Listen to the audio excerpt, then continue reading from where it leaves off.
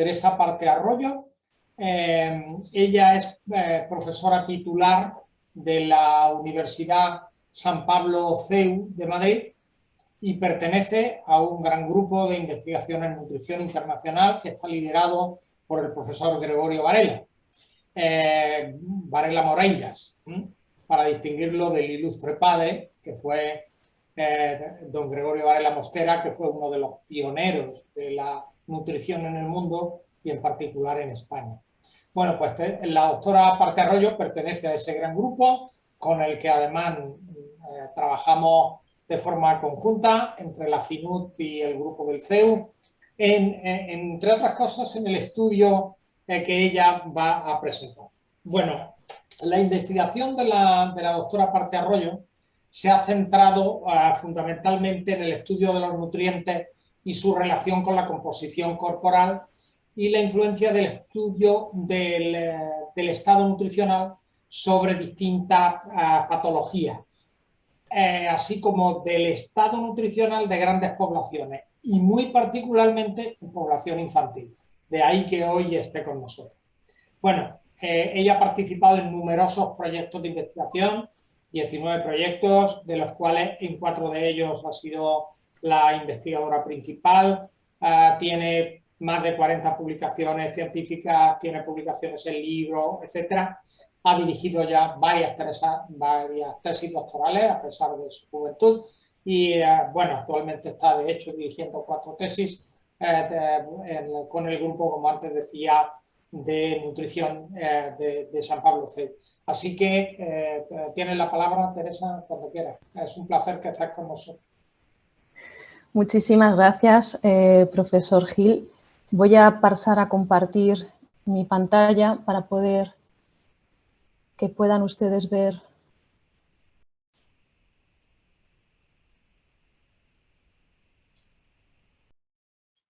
Listo. Silenciaste el micrófono, solo.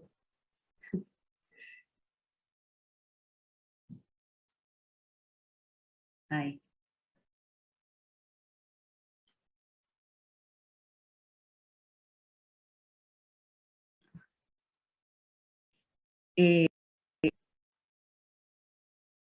Pere, si quieres dale a compartir. Hay un botón para compartir o no el audio del equipo. Creo que te retira tu micrófono. No, cerró el micrófono nuevamente. Cuando le das a compartir pantalla, hay una opción. ¿Me escuchan? Ahora sí. Mira, ahí en la opción de... Disculpen, ¿ahora me escuchan? Ahora. Estos son los problemas técnicos de los directos. Bueno, no pasa nada. En primer lugar, me gustaría agradecer a FINUT y en especial al profesor Gil y, por supuesto, a todo el equipo humano que hace que esta retransmisión sea factible, a Ángela, a Miguel, a la doctora Soto, la posibilidad que me han brindado de poder participar en el 9º Seminario de Avances en Nutrición Pediátrica. Y, bueno, sin más dilaciones, voy a comenzar a presentar la ingesta y las principales fuentes de azúcares intrínsecos y también añadidos en niños españoles entre 1 y 10 años, concretamente dentro del estudio SNOOPY. Como ustedes saben, la carga mundial, tanto de la pandemia de sobrepeso como obesidad, y predominantemente en los niños, pues también está originándose en España desde edades muy tempranas. En concreto, del informe del año 2019 del estudio Alanino, que es el estudio Alimentación, Actividad Física, Desarrollo Infantil y Obesidad en España, que se realizó en un total de más de 16.000 escolares entre 6 y 9 años, pues reveló que aproximadamente un 40% de los niños españoles presentaban sobre un exceso de peso, entre los cuales el 23,3%, como pueden observar en la presentación, presentaban sobrepeso y el 17,3% presentaban obesidad. Lo que tenemos que tener claro es que la obesidad infantil tiene un profundo impacto negativo en la salud, tanto durante la infancia como durante la edad adulta, y que constituye en sí mismo un factor de riesgo, ¿no?, para que cuando sean adultos pues presenten obesidad y también una posibilidad de desarrollar enfermedades más crónicas. De hecho, por esta razón se ha considerado, ¿no?, una crisis de salud pública.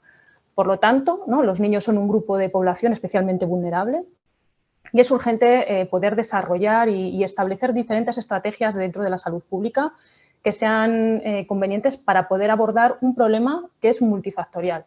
Entre los factores más comunes, ¿no?, que podemos encontrar en la obesidad, podemos encontrar el sedentarismo, las dietas occidentales cada vez son más desequilibradas y además de baja calidad nutricional y que además pues, se ha visto que desempeñan un papel clave en el desarrollo de esta enfermedad.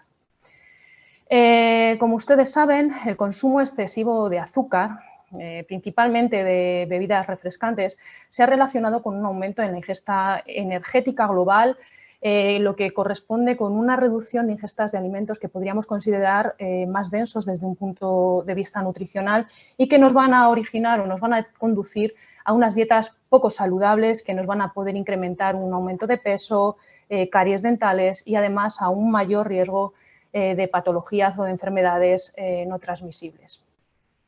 Sin embargo, las incoherencias, ¿no?, podríamos decir, en la definición de los términos de azúcares a través de los distintos organismos oficiales, pues lo que hacen es que nos han complicado la interpretación tanto de las recomendaciones como de la comparación entre las diferentes cuestas nutricionales.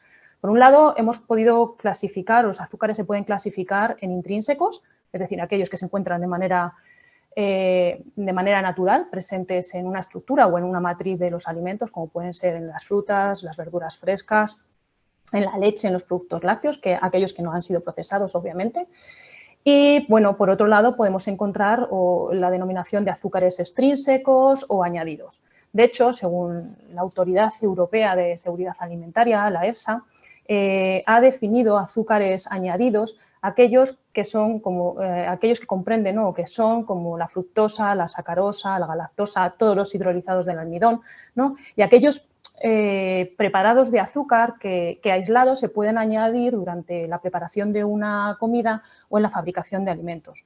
Sin embargo, por el contrario, también hay otro término que es lo que denominamos azúcares libres, que según la Organización Mundial de la Salud pues está refiriendo a todos aquellos azúcares que son añadidos más aquellos azúcares que se encuentran presentes de forma natural en la miel, en los jarabes, en los zumos de frutas y también en los concentrados de los zumos de frutas. Asimismo, debemos tener en cuenta que las recomendaciones oficiales se centran principalmente en los azúcares extrínsecos, ya que no hay pruebas sólidas que nos indiquen que los efectos adversos de una ingesta excesiva de azúcares intrínsecos. Por lo tanto, aunque los términos azúcar, podríamos decir azúcar añadido o azúcar libre, no son intercambiables, ¿no?, el límite de la ingesta máxima respecto a la energía total consumida se ha establecido en un 10%.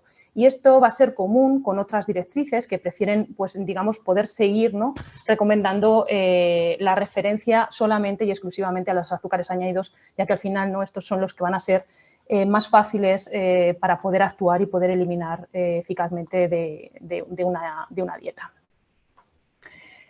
Por su parte, la Organización Mundial de la Salud pues nos recomienda reducir ese consumo de azúcares libres o azúcares añadidos a lo largo de todo el ciclo de nuestra vida a menos de un 10% de la ingesta calórica total y además también nos indica con una recomendación condicional que una reducción por debajo de un 5% produciría unos beneficios adicionales para nuestra salud.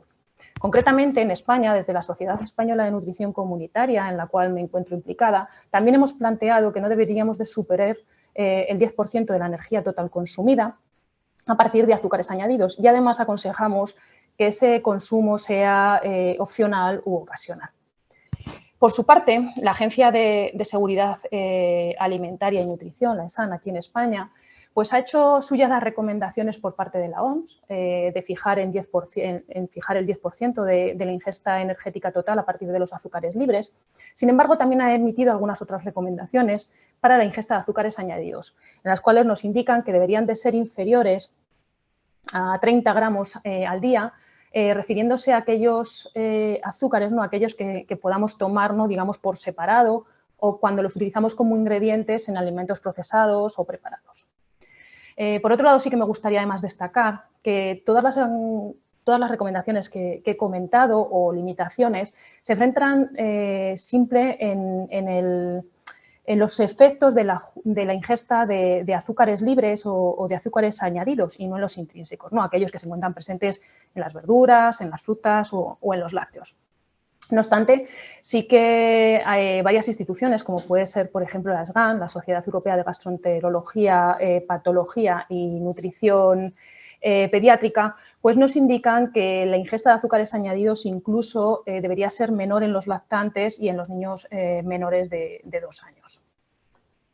Pero claro, ¿cuánto azúcar estamos hablando? Porque siempre hablamos respecto a la energía total consumida. Bueno, pues si seguimos las recomendaciones de la Organización Mundial de la Salud, para un niño de aproximadamente 6-9 años, cuyas ingestas recomendadas en España son unas 2.000 kilocalorías al día, si quisiéramos que cumplieran la recomendación del 10%, deberían de consumir aproximadamente un máximo de 50 gramos al día, lo que correspondería aproximadamente a 12 cucharillas. Y si quisiéramos hacer esa recomendación de la OMS de reducir al 5% para intentar mejorar la salud de nuestros más pequeños, pues correspondería a la mitad, aproximadamente 25 gramos al día, que se correspondería a unas 6 cucharadillas. Bueno, pues yo ahora lo que les voy a presentar es un trabajo derivado del estudio SNOOPY y en el cual nuestro objetivo fue evaluar los niveles actuales de la ingesta de azúcares, tanto intrínsecos como añadidos, y todas las principales fuentes alimentarias que tienen los niños españoles de estos nutrientes. Además, también nos pareció muy interesante poder comparar dos grupos de población, uno que consumía fórmulas lácteas que se encuentran adaptadas a su edad y otro que consumían leche normal, para poder evaluar pues, todos los patrones dietéticos y también ver cuánto diferían, ¿no?, en cuanto a la ingesta de azúcares añadidos e intrínsecos y, por supuesto, también en sus principales fuentes alimentarias. Para ello sí que me gustaría indicar que el estudio SNOOPY es un estudio que es prospectivo, transversal, observacional, que se realizó el trabajo de campo durante los meses de octubre del año 2018 y enero del año 2019 y que en el estudio SNOOPY se han evaluado los patrones dietéticos, la ingesta de diferentes nutrientes, pero además se ha tenido en cuenta pues, patrones de actividad física, comportamientos sedentarios de los niños españoles que viven en zonas urbanas de más de 50.000 habitantes en las diferentes áreas Nielsen de España. Además, procedimos a la comparación de dos submuestras en las edades comprendidas entre 1 y 10 años y concretamente estas dos muestras incluían, una primera incluía a niños que eran urbanos, que no eran veganos y que solo consumían leche natural o estándar en los últimos 12 meses. Y por otro lado teníamos una cohorte o un grupo de muestra, el cual le llamamos la muestra de consumidores de leche adaptada, que eran también sujetos no veganos y urbanos, pero que consumían leches adaptadas. De manera que al final en este estudio fuimos capaces de reclutar a 1.514 niños. Concretamente 742 iban a estar dentro de la cohorte de referencia y 772 dentro del grupo de leches adaptadas. Aunque sí que es verdad que finalmente no terminaron de completar todos los cuestionarios, todos los participantes, y al final obtuvimos una muestra de 1.449 individuos, lo que podría corresponder a una tasa de respuesta aproximadamente de un 95-96%. Los participantes participaron en una encuesta presencial y luego hubo una encuesta telefónica al cabo de aproximadamente una semana. Toda la información de la ingesta de hábitos alimentarios se obtuvo mediante un cuestionario cuantitativo de frecuencia de consumo de alimentos y 2 recordatorios alimentarios de 24 horas. Mientras que los comportamientos más sedentarios y de actividad física se registraron mediante un cuestionario específico basado en un registro de 7 días. Pero realmente, como nosotros nos hemos centrado hoy en enseñarles los datos de ingesta de consumo de azúcares, la pregunta es, ¿cómo habéis conseguido cuantificar ese consumo de azúcares? Bueno, pues para cada uno de los alimentos y bebidas que declararon los participantes del estudio ANIBES, aproximadamente fueron unos 746, de los cuales había 327 alimentos que eran frescos, que no presentaban etiqueta, se recogió todo el etiquetado completo de todos estos productos envasados para que fueran representativos en al menos un 80% del mercado español como media ponderal de las ventas. De manera que lo que se hizo fue un trabajo de campo, se tomaron fotografías en centros de venta, en supermercados, hipermercados, tiendas minoristas, de todos los productos alimenticios, tanto de las marcas, pues podríamos más tradicionales, las marcas de fabricante, como aquellas marcas de distribución, que son las propias de las marcas blancas o propias de los supermercados, lo cual supuso un tamaño muestral, bueno, una cantidad de 1.164 productos alimenticios analizados. Pero no solamente para ello se realizó una fotografía, sino de cada envase se tomaron hasta 4 fotografías diferentes con el objetivo de tener la información más precisa pues, sobre el envase, la marca y, por supuesto, la información nutricional. Y como observamos que había un pequeño porcentaje, menos de un 10%, que no lo pudimos encontrar a través de los supermercados, pues se hizo una encuesta a nivel online de esos productos. Pero claro, como bien todos ustedes saben, en España el etiquetado obligatorio nos indica que nos tienen que indicar la cantidad de hidratos de carbono y la cantidad de azúcares sencillos. De manera que para poder diferenciar entre intrínsecos y extrínsecos, pues definimos unos parámetros. Para poder determinar los azúcares intrínsecos de los alimentos y bebidas, pues cogimos todos aquellos alimentos que eran frescos, que no estaban procesados o que no llevaban etiqueta, o aquellos que tenían etiqueta pero no tenían ningún ingrediente añadido. Pues la gran mayoría pues, fueron frutas, pescados, carnes, verduras.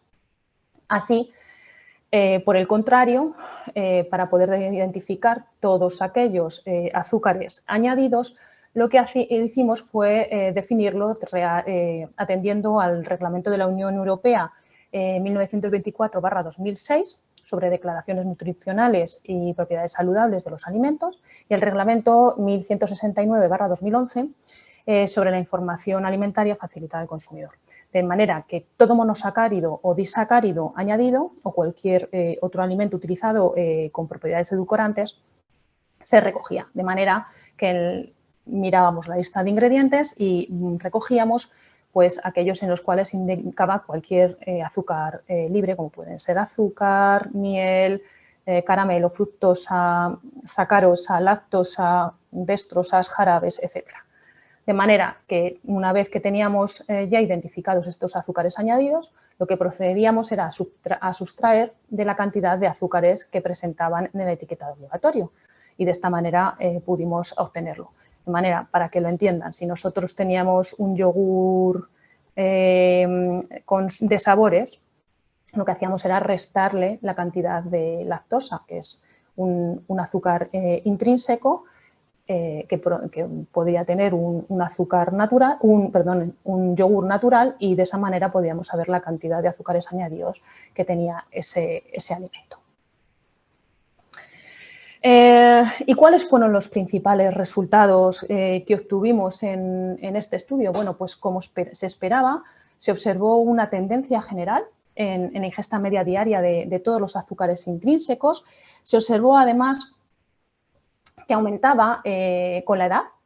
Sin embargo, en el caso de la ingesta de azúcares añadidos, esta tendencia pues, al alza solo se observa en el caso de las leches adaptadas y no en el grupo de muestra de referencia, cuyas ingestas no parece que son más estables. No obstante, sí que me gustaría destacar que no hubo diferencia significativa entre las ingestas de azúcares ni intrínsecos ni añadidos entre los dos grupos poblacionales estudiados.